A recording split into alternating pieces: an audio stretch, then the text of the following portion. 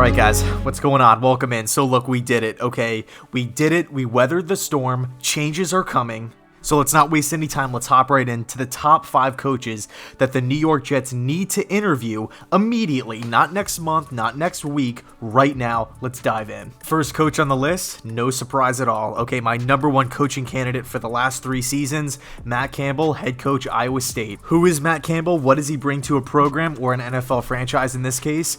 This is a dude who is all about culture. He's all about winning. He's all about having the winning mindset, believing in yourself, believing in your teammates, believing in the coaching staff and the vision and the process. It's taking things day by day, building things brick by brick. It's not about quick fixes. It's not about rushing the process. It's not about, Instagram. It's not about what everybody is saying about you, interviews. It's just about the locker room, taking things one day at a time, 1 week at a time, going 1-0 every single week. He's taken programs in shambles like Iowa State.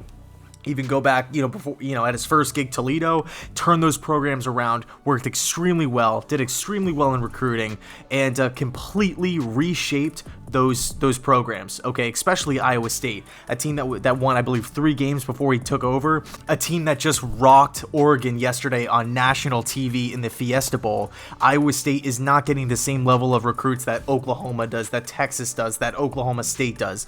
Those are the 3 schools that control the Big 12. Iowa State is not only just hanging in there and competing with those teams, but they are beating them. As far as X's and O's are concerned, this Matt Campbell Iowa State spread system is really run-oriented, right? They do a really nice job of feeding running backs, getting them a lot of touches, not only just in the run game, but also in the passing game. I mean, really, that staff, Manning and those guys do a really nice job of developing that running back position as a whole.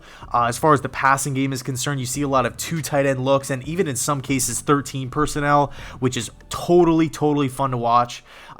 A lot of stuff up the seams, and then they'll occasionally take their shots downfield on one-on-one matchups outside with bigger receivers. It's a fun offense. They always are falling forward. They're never really going back. It's a fun offense. Defense, it's like a 3-3-5 under Heacock. So it's exciting stuff. I don't necessarily know if that's going to be the exact staff that he brings over. I would assume Manning goes with him, but who knows. Next up, coach number 2 that the Jets need to interview immediately, Pat Fitzgerald, head coach Northwestern, a very popular candidate, a guy who's a stable individual, a guy who's extremely mature. Again, him and Matt Campbell have a lot of similarities, but Fitzgerald's been doing it for a long time. Okay, this is a guy who's been competing in the Big Ten with Northwestern for, I feel like, a century. Okay, I feel like for the last 5 generations, Fitzgerald's been the head coach at Northwestern. He's been there for, I feel like he's been with the Wildcats my entire life. It's insanity.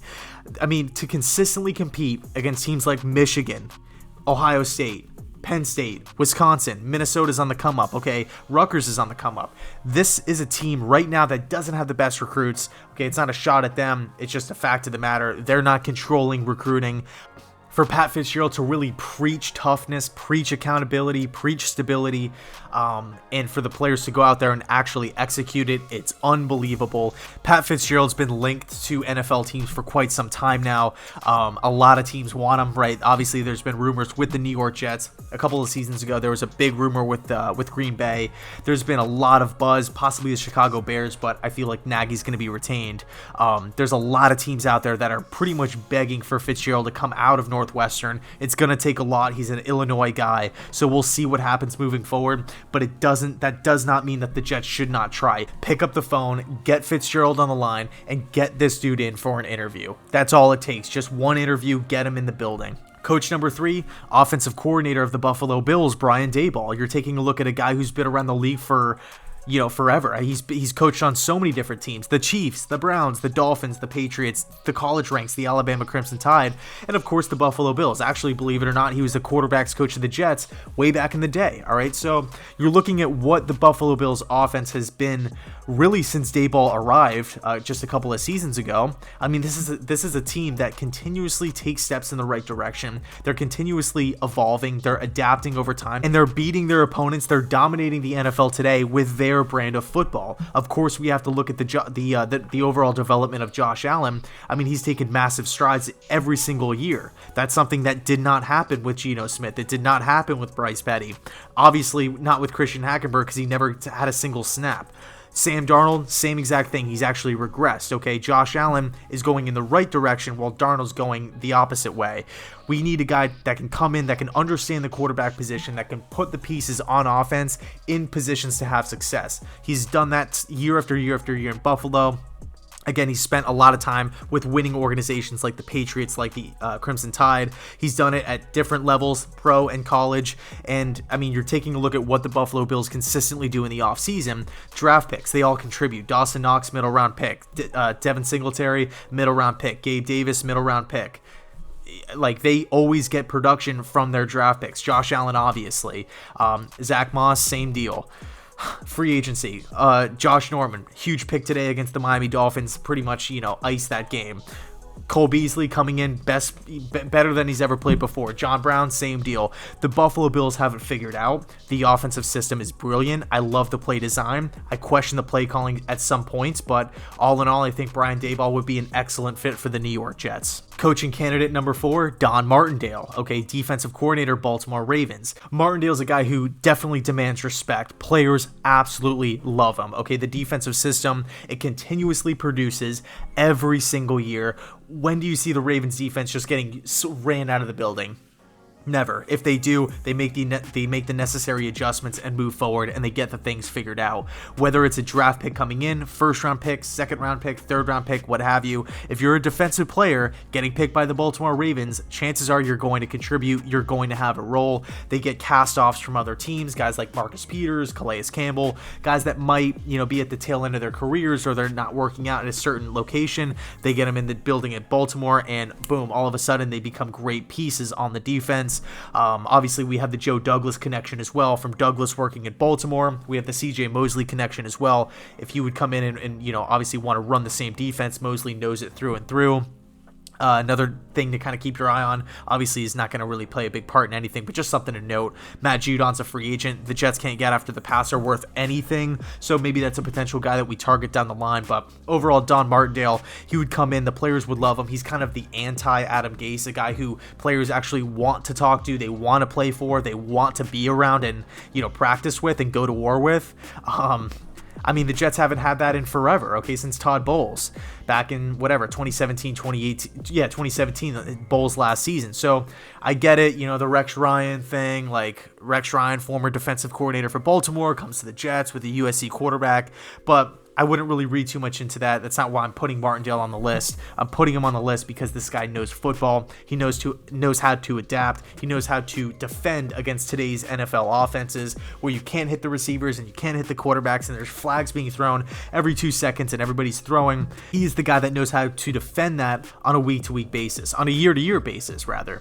Coaching candidate number 5 on this list, one of my favorite available guys, defensive coordinator of the Indianapolis Colts, Matt Eberflus. You're taking a look at the personnel on the defensive side of the football for the Colts, and you're comparing it to teams like the Rams, like the Dolphins, like the Steelers, like the Ravens, like the Bears, and you're thinking to yourself, okay, all those teams are great defenses. On the Colts, who do they really have? DeForest Buckner, yeah, Darius Leonard, cool, but where's the Jalen Ramsey? Where's the Von Miller? Where's the Khalil Mack? Where's the Aaron Donald? They don't have one.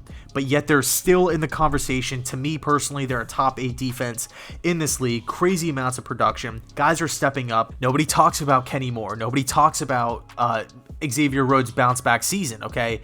Why is that? I want to know why. All right, you're looking at Matt Eberflus' overall defensive system. It's a very simple system. It allows players to play fast. It allows them to really eliminate the thinking. Just play fast, play hard, hustle, flock to the football, and attack. Attack the ball carrier at all times. Play through the whistle. The Jets need to have that accountability. They need to have that intensity. We don't play with that. We did under Greg Williams, but it kind of faded down the stretch. And we saw that in today's game as well with Frank Bush and the Patriots. But beside the point. The point is, Matt Eberflus, I believe, is a great defensive mind. I think he knows how to relate to players. I think he knows how to get players to develop in the right way. So overall, when you're looking at a guy like Matt Eberflus, I believe he's going to put a lot of weight on player development, on scouting, getting guys out of college, drafting players. Okay, when was the last time the Jets have had a successful draft?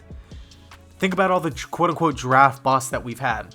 Just off the top of my head here, Kyle Wilson, D. Milliner, Devin Smith, Jason Morrow, Christian Hackenberg, Geno Smith, Mark Sanchez didn't really work out. I wouldn't necessarily call him a bust because he did have some success. Who else? Quentin Copels didn't work out. I don't know if I said D. Milliner, but the bottom, Darren Lee, Leonard Williams. We need to get better at drafting players. We need to start developing guys. We can't just rely on free agency. We can't just throw all the money in the world at a couple guys and then just hope we just fill the rest of the team with band-aids. We can't do that. We have to build, if we want to build a dynasty, we have to look at how the dynasties are built. Chiefs, Seahawks, Patriots, Steelers, all these Ravens, they all draft their own players, okay? They build them up. The Saints, same thing. I like how the only exception really is the LA Rams. That's a team that definitely throws contracts out. They'll just say, screw it, let's just trade all of our picks and, blow all of our cap space. But hey, I mean, they're making it work. It is what it is. So I'll leave it there. Let me know your thoughts down below in the comment section. Who are the top 5 coaches that you want to bring in or you want the Jets to interview right now? Okay, no more waiting around. We can't sit on our hands. We need to interview these candidates. There needs to be a level of urgency. They're not going to be around forever. We need to get these guys in the building, sift through the candidates, pick out the best one, and give him really, I don't want to say give him whatever he wants, but in this case, the Jets might need to be in that position. Okay, so I'll leave it there. Let me know your thoughts, and as always, thanks so much for watching. Thanks so much for sticking with this channel, and as always, go Jets.